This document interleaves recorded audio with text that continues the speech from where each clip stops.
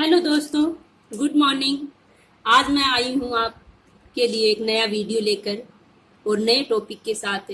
आज का हमारा टॉपिक है जल संरक्षण और संग्रहण। जल ही जीवन है, जल ही कल है, बिन जल के सुना हर पल है, बूंद बूंद की करे सुरक्षा, जल पुरखों के तप का पल है। इसलिए हमें जल के महत्व को समझना चाहिए। आज हम जल के बारे में डिस्कस करेंगे, यानी जल संरक्षण और संग्रहण के बारे में पढ़ेंगे। सबसे पहले जल संरक्षण की पारंपरिक भंडारण संरचना को दो भागों में डिवाइड किया गया है, यानी दो प्रकार में बांटा गया है। एक है वर्षा जल आधारित, यानी वर्षा से जो जल इकट्ठा होता है इकट्ठा करते हैं हम घरों में, जोहड़ों में, नाड़ी में, तालाबों में, बावड़ियों में, उसे कहते हैं वर्षा जल पर आधारित। और दूसरा है भूजल आधारित, जो जमीन से खोद कर निकाला जाता है उसे कहते हैं भूजल आधारित। दो भागों में डिवाइड किया गया है। पहला है जो पहले पॉइंट पे चर्चा करते हैं, वो है वर्षा जल आधारित। कौन कौन से हैं उसमें आता है हमारे टाका। अब टाका किसे कहते हैं? टाका छत में एक ढक्कन का प्रावधान जल की निकासी हेतु रखते हैं, उसे क्या कहते हैं? टाका। और उसे कुंडी भी कहते हैं। जैसे हमारे छत है ऊपर, उसके ऊपर हमें पानी इकट्ठा करते हैं, वो नीचे आ जाता है, उसे कहते हैं टाका। पहला तो ये है। किस में आता है?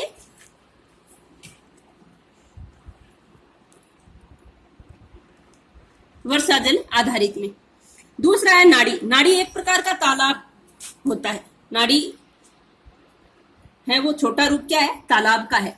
नाड़ियों में जल है वो 2 से 8 माह तक रह सकता है।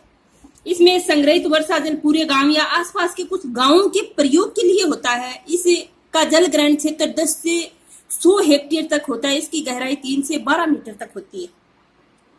और नाड़ियों में जल 2 से 8 माह तक भरा रख सकते हैं हम। इसको सुरक्षित रहता है। ये पीने योग्य काम में आता है, खेती के योग्य काम में भी लिया जा सकता है। इससे इनकी पाल क्षतिग्रस्त नहीं होती है। तीसरा है जोहड़। कौन सा है? जोहड़।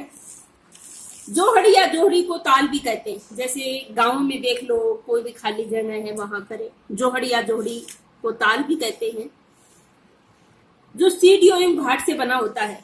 कई जोड़े ऐसे सूखे भी पड़े रहते हैं, कईयों में पानी भी होता है, कईयों में सीढ़ियां लगी रहती है, कई घाट की तरह बने हुए रहते हैं। तो इसमें भी 7-8 माह तक पानी है वो जल है वो इकट्ठा रख सकते हैं, वो खराब नहीं हो सकता, पीने योग्य काम में लिए जा सकता है। यानी सीधी सी बात यही है कि इसका जल संरक्षण हम कर सकते हैं, संग्रहण कर सकते हैं, सब कुछ इसको पानी के पीने के योग्य काम में लिया जा सकता है। सबसे महत्वपूर्ण बात यह है कि जोहड़ी को कहते क्या है? और तो क्या कहते हैं? इसमें कहते हैं टोपा। क्या कहते हैं इसको? टोपा। तीसरा वो खड़ीन। सबसे महत्वपूर्ण मोस्ट यही क्वेश्चन बनता है कि खड़ीन क्या है? क्या है खड़ीन? जो जैसलमेर जिला है वहां पर बहुत फेमस प्रसिद्ध चीज है ये खड़ीन। खड़ीन कौन सी भाषा का शब्द है? तो कौन सी भाषा का शब्द है ये? सबसे पहले प्रादेशिक भाषा का नाम है खड़ीन। क्या है? प्रादेशिक भाषा का नाम खड़ीन है। जैसलमेर के जो पालीवाल ब्राह्मण लोग हैं वो उनके द्वारा शुरू की गई कृषि है ये। क्या? खड़ीन। पालीवाल ब्राह्मणों द्वारा शुरू की गई कृषि का नाम खड़ीन है। और कहां पर की जाती है सबसे ज्यादा? जैसलमेर जिले में। खड़ीन में ज्यादातर कौन कौन सी फसलें ली जाती है? बाजरा, मोठ, गंवार आदि फसलें ली जाती हैं। तो ये क्वेश्चन है वो रीट में पूछा भी गया और कई बार पूछ भी लेते हैं कि खड़ीन क्या है और कहां पर सबसे ज्यादा कौन से जिले में की जाती है। अब आता है तालाब। सभी जानते हैं तालाब के बारे में। पहले मैंने बताया था कि नाड़ी का वो छोटा रूप है वो तालाब, और तालाब किसका रूप है? नाड़ी का। तो नाड़ी की अपेक्षा अधिक क्षेत्र में फैला हुआ होता है, उसे क्या कहते हैं? तालाब कहते हैं। आगे आता है बावड़िया। बावड़िया जैसे शहरों में बनी हुई है, फतेहपुर है, वहां पर क्या है? नवाबों की बावड़िया है, उन्हें क्या कहते हैं? बावड़िया। डूंगरपुर की नौलखा बावड़ी। अब ये बहुत मोस्ट क्वेश्चन बनाए हैं मैंने, इनमें से कई बार क्वेश्चन पूछे भी गए हैं रीट में कि बावड़िया कहाँ कहाँ की सबसे ज्यादा प्रसिद्ध है। तो कहाँ की है? डूंगरपुर की नौलखा बावड़ी है, दौसा जिले की आभानेरी में स्थित चांद बावड़ी है, अलवर में अजबगढ़ व भानगढ़ बावड़ी है, टोडा रायसिंह में हाड़ी रानी जी की बावड़ी है, जयपुर में जग्गा बावड़ी है, बूंदी में रानी जी की बावड़ी है। पालर पानी का उपयोग हम कई तरीकों से कर सकते हैं। छत पर इकट्ठा करके कर सकते हैं, नीचे कुंड बनाकर कर सकते हैं, उससे उसकी पाइपलाइन के जरिए कर सकते हैं। हम पालर पानी का उपयोग है वो जल संरक्षण और संग्रहण की दोनों के रूप में काम में लिया जा सकता है। फिर है बेरिया। बेरिया कहते हैं कुई को, जैसे घर में छोटी कुई बना ली उसे क्या कहते हैं, बेरिया। तो ये भी जल संग्रहण के रूप में काम में लिया जाता है। अब आधुनिक भंडारण संरचना, यानी अब जो जल है उसका उपयोग हम कैसे कर सकते हैं। तो सार्वजनिक, ये सब सार्वजनिक का मतलब होता है सभी जगह पर। तो सार्वजनिक का मतलब है जल कुंड या डिग्गी, यानी हमें क्या बना लेते हैं, जल कुंड, एक कुंड बना लेते हैं, उसको प्रादेशिक भाषा में खाई भी बोलते हैं, खार भी बोलते हैं, ऐसे बोलते हैं। यह है डिग्गी। यह है फॉर्म तालाब, यानी तालाब भी बना सकते हैं, तालाब में भी पानी इकट्ठा रख सकते हैं, झीलों में तो रहता ही है और बांधों में भी रहता है।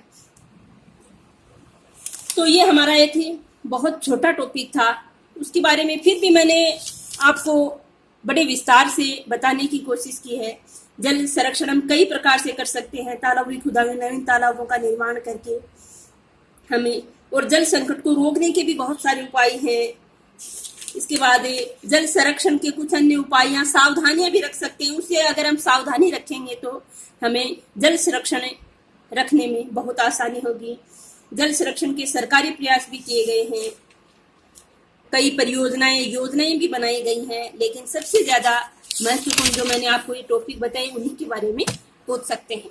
तो आज के लिए हमारा इतना ही था, आगे हम चलेंगे, नेक्स्ट वीडियो में मिलेंगे, जो बहुत ही मोस्ट इम्पोर्टेंट टॉपिक लेकर आपके लिए आऊंगी मैं, वो है राजस्थान की कृषि।